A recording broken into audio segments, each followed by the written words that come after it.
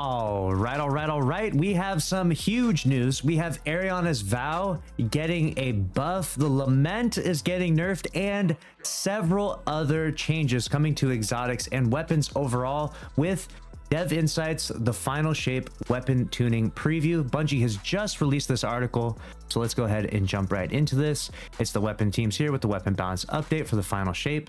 There's a lot to go through, from a comprehensive PvE damage pass to exotic changes, varying from substantial reworks to minor tweaks. We are also tamping down some outliers with an eye toward the world's first race for the upcoming raid. Okay, and maybe there's a hint in here about a returning fan favorite weapon too. Probably talking perhaps about the Kvostov, which we just saw that trailer. Weapon archetypes. Back in update 6.3.0, we rolled out a set of Spec Mods, Dragonfly, Surrounded, and Rampage into those base functionality of those perks, and now we're coming for the rest of the Spec Mods. We've increased base weapon damage almost universally, making exception for weapons that were already overperforming or that were buffed very recently. Got it. We have retired the following weapon mods: Boss Spec, Taken Spec, Minor Spec, Major Spec, and Adept Big Ones are all retired. That's going to be insane. Are they going to do a complete... They must be doing like some crazy reworks of these. We were already happy with the damage output of exotic primary weapons and trace rifles, so we only slightly reduced their damage bonus versus red bars. In most cases, this means their damage output is roughly unchanged since they received the buffs below. Reduced damage bonus versus minors from 40% to 30%, except for the fighting line. Very interesting. Very interesting changes right there. Included below are the matching damage changes by weapon archetype. Note that we made some exceptions for exotic weapons that were already performing strongly and applied some buffs just to specific tiers of enemies, except where noted. These changes are in PvE only. Also note that because weapons can't equip mods, this gives them a larger relative buff than legendaries.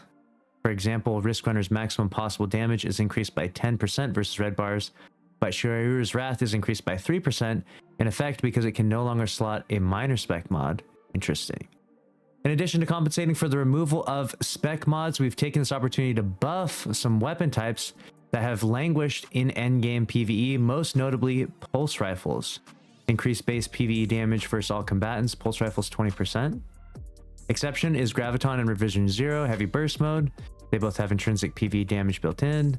Pellet shotguns are getting a 10% buff, with the exception of Acreus Tractor, Conditional Finality, and Fourth Horseman.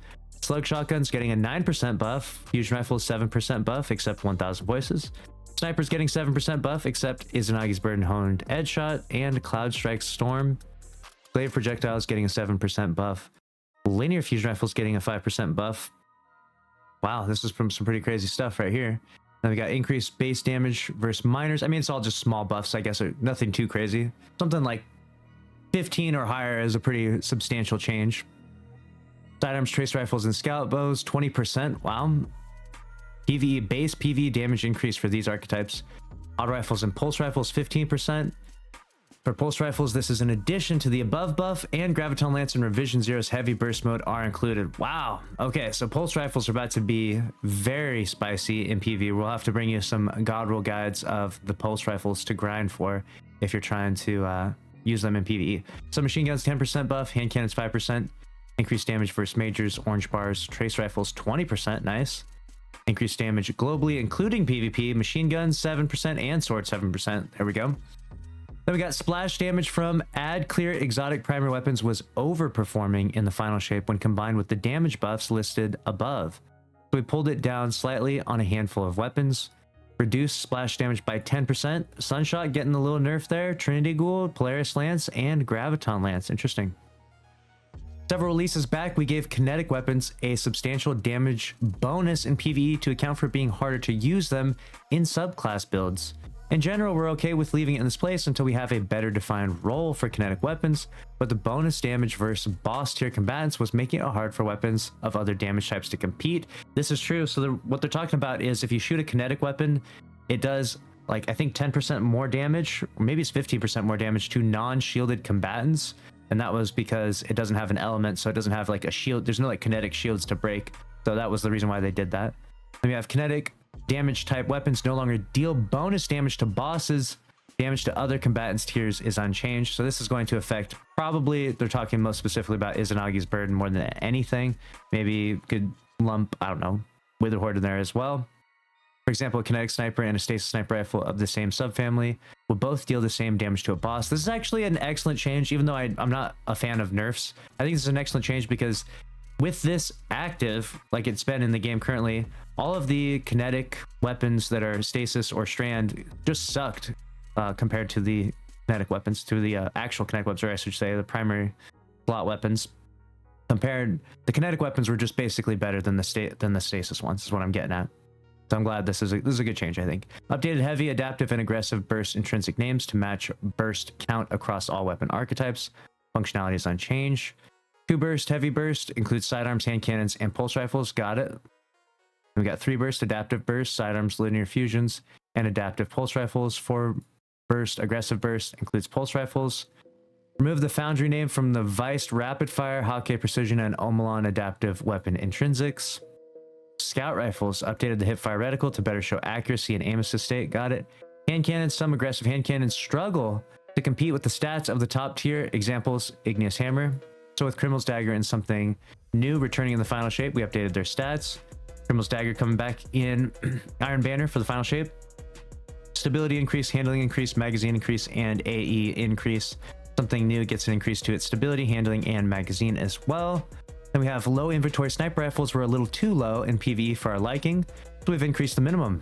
Increased minimum reserves from 14 to 17 shots. Maximum reserve is unchanged. Got it. Linear fusion rifles, adaptive burst linear fusion rifles are strong, but in some cases are quite hard to control. Reduced firing animation kick and recoil for adaptive linear fusion rifles. Got it. Wave frame grenade launchers deal competitive damage as of the Destiny 2 Into Light update, but as some stats don't have a gameplay effect, in this pass we're adjusting the blast radius. The size of the wave is now affected by the blast radius stat. This will mostly impact the width of the wave, though the length and height will also be scaled. Got it. The default display stat for them has been changed from 100 to 50. Then we got special ammo wave frame. They overperform as add clear weapons in their current state, so we pulled the length of the wave back a little bit. Wow. Forbearance getting a little bit of a nerf there. It's not going to be as long as it used to be when you shoot that wave frame on the ground. Reduce length from 22 meters to 15 meters. Jeez.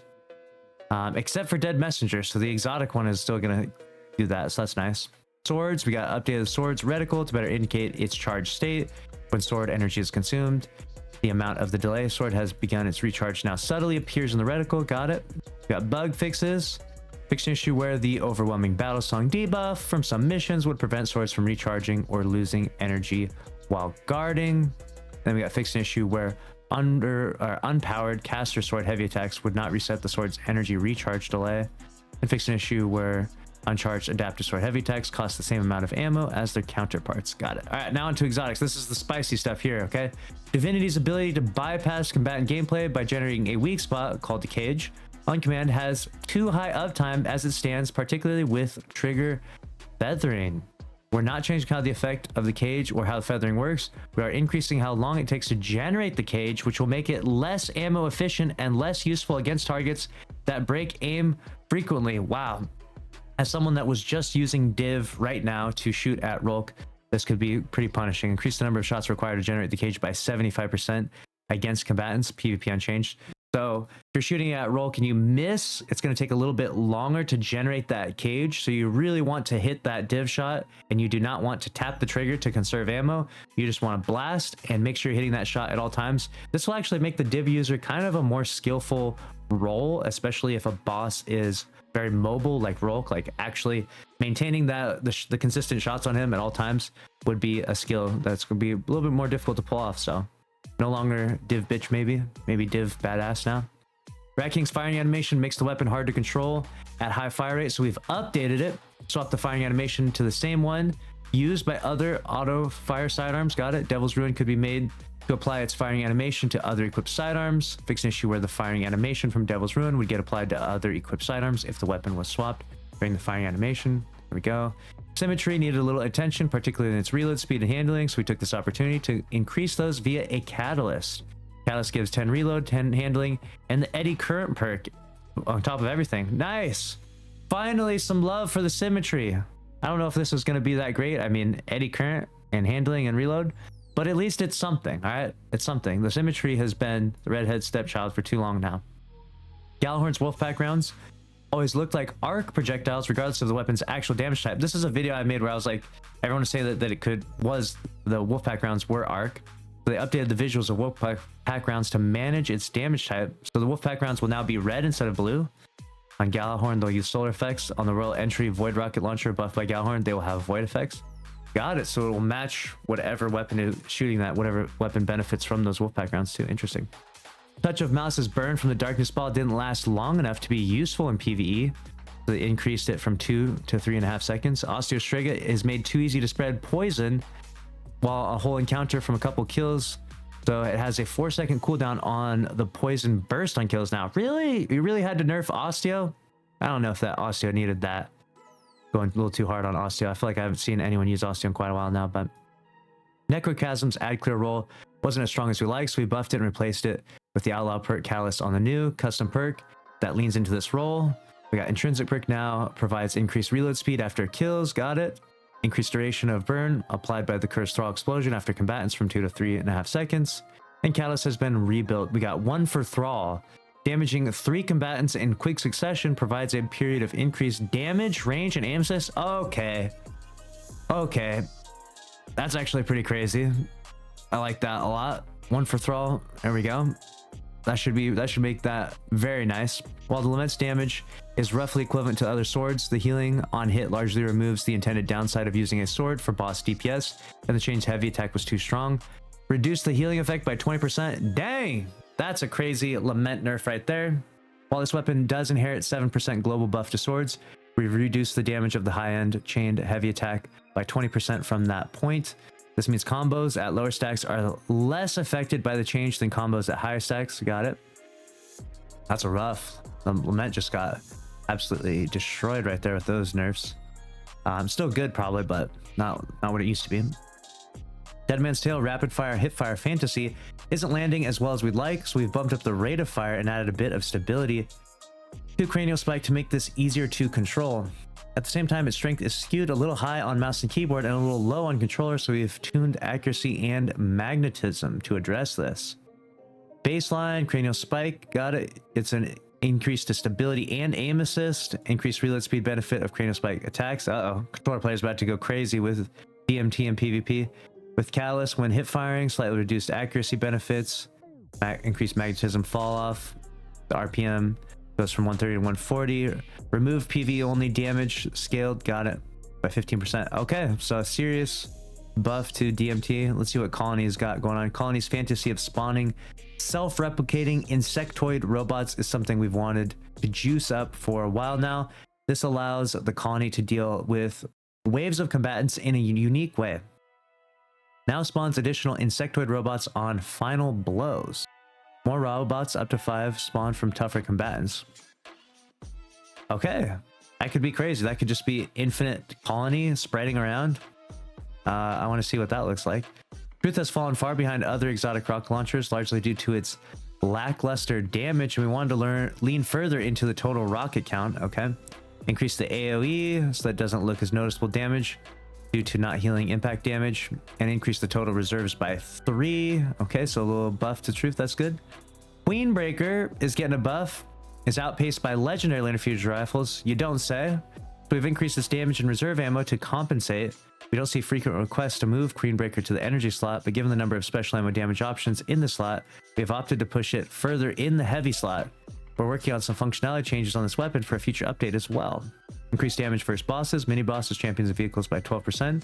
Increased reserve ammo by 3. All right, maybe there's some hope for the Queenbreaker after all. I don't know if there's ever been a Queenbreaker meta in PvE. I know we used to use it back in PvP, or at least back in Gambit. Invading with that thing was ridiculous.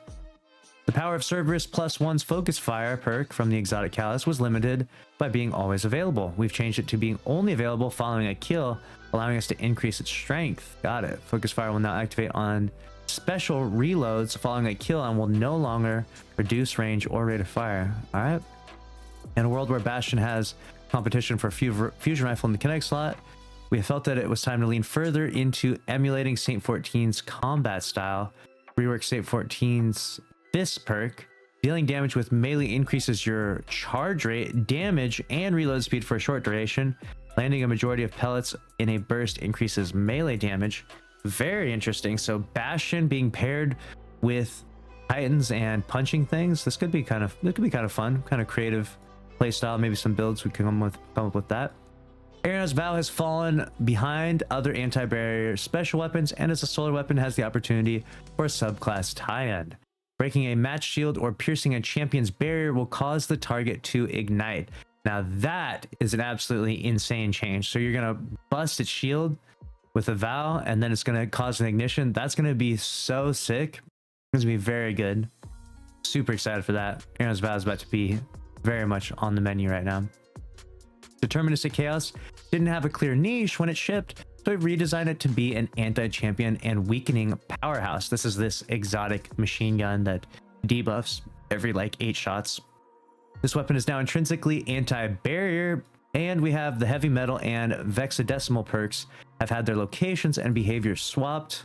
Heavy metal now causes every 4th bullet to make targets volatile. Vexadecimal now causes every 16th bullet to also weaken targets. Nice. The flexibility offered by the fundamentals on Borealis, Hardlight, and Dead Messenger exotic weapons is useful. Most of the time, there's no need to switch damage type rapidly, so it's irritating having the current damage type clear on death. The fundamentals now maintains its state across death respawn. Got it. So all that is when you spawn in, usually you like spawn in, it's like void, you swap to solar, you swap to arc, right? Well, every time you die, it just resets back to void. So now if you swap to solar, it'll just stay solar, you'll die, get revived, solar, die, get revived, solar, whatever it may be, right? So it'll stay on solar. That's actually a really nice change to that. I like that quite a bit. Perks. Alacrity is working in solo activities as intended, but it's too strong of a perk to have. 100% uptime in PvP, so will no longer work in just Rumble. Wow, that hurts. I really liked all of those Alacrity weapons. Then we have Archer's Gambit has been brought down a bit so it can be used on legendary weapons. Reduced draw time from 66% to 60%. Reduced buff duration from 8 to 4 seconds, but you can now stack up to 8 seconds. Then we got Grave Robber needed some extra love. Will now activate on dealing damage with a powered melee in addition to standard melee kills. Got it. And we have Chain Reaction is too strong on special ammo weapons in its current form, so we branched between heavy and special weapons, and we'll be shipping a new special weapons in the final shape. Special about 15% smaller AoE size and 20% less damage. Heavy, same AoE as before and 30% more damage. Whoa. So those heavy waveframe jails about to be kind of crazy in the final shape. Eddy Current was a little too slow to activate and didn't provide a strong enough bonus, particularly when applied. Now takes 1.5 seconds of sprinting to activate instead of 3. Also provides a bonus to handling and 5% scalar to each stat base. Being amplified will immediately activate the perk at its maximum effectiveness. Nice. And that would also affect the buff to that exotic Arc Scout as well up above. So that'll be good. We got Underdog, was shelved a long time ago. We wanted to swap it out for a more vile perk on weapons that still had it. Instances of Underdog have been replaced with Pulse Monitor. Got it. Osmosis and Permeability have some interesting build crafting potential, but when all they do is change damage type, they don't have enough general utility. It's also irritating when the perk effect falls off when you don't actually put your weapon away. These no longer drop off when pulling out a ghost or similar actions. Now partially refills the weapon's magazine on activation. And then we got the previous chill clip change, hurt slow rate of fire weapons disproportionately and left rapid fire fusion rifles as the clear best option. So we've branched the functionality to account for this. So this was happened when they nerfed chill clip, basically due to the fact that there was a stasis rocket that was super busted. Can't remember the name of it at this point in time, but they were shooting it at Rolk for quite a while. Not Rolk, but Nezrak. Adjust the number of slow stacks applied based on the properties of the weapon. In this case, rapid fire fusions like Riptide will still require 3 shots to freeze, but slower firing fusion rifles only require 2. That's actually a really nice change, and actually it seems perfectly fair. All other archetypes have been unnerfed and only require 2 shots to freeze. Got it. High Ground's functionality wasn't delivering on the concept strongly enough, so we've granted it better baseline functionality while retaining the fantasy. Reworked to provide a stacking damage bonus when getting kills in any context, or instantly granting the maximum amount of stacks when damaging an enemy from the high ground. Interesting. PvE max bonus increased to a 25% damage bonus, and PvP increased from a 15% damage bonus. There you go. We finally got that high ground change that we were looking for. I don't know if this is going to be crazy though. Provide a stacking damage boost when getting kills in any context or instantly granting the maximum amount of stacks based on high ground. That will be interesting to see. We'll have to test that out, see how good that is afterwards. The killing tally perk on the original 21% delirium gun has been updated to match the version found on the random rolled weapons. And then perks that currently matched your equipped subclass have been changed as follows. Osmosis and Tessellation now match the damage type of your equipped grenade. Permeability and Ellie Cap now match the damage type of your equipped super. Deconstruct had a variety of issues that cropped up when it started to appear on AoE weapons. It's been updated to address bugs and prevent exploiting ammo regeneration. Now fills from reserves instead of from thin air and should trigger more reliably across weapon types. There you go. All right, it's the future. That was a lot. Now that we're largely happy with the weapon damage in PvP, we're going to move the PvP specific tuning out of game modes and into base weapon tuning in the future. This will give us the ability to fine-tune damage per weapon subfamily, e.g. on precision hand cannons instead of all hand cannons. We also have some big system changes we're working on for a future release, including redesigns of the PvP and PvE ammo economies, introducing more player choice into weapon mods and more new weapon types. That's all we had for today. Better understand the arsenal. Final shape arrives on June 4th. Very nice. On May 22nd, they're going to do a big abilities and exotic armor one, so we'll look forward to that. Wow. All right. That's crazy. I think that Ariana's Val one is probably the one I'm most excited for, but there's a ton of good changes overall. It's good to keep the sandbox spiced up. You know, we don't want things to get too stale in Destiny 2. Let me know your thoughts about all the changes from this article down below. Make sure you subscribe to the channel, smash the like button. I'll see you in the next one. Thanks for watching. Later.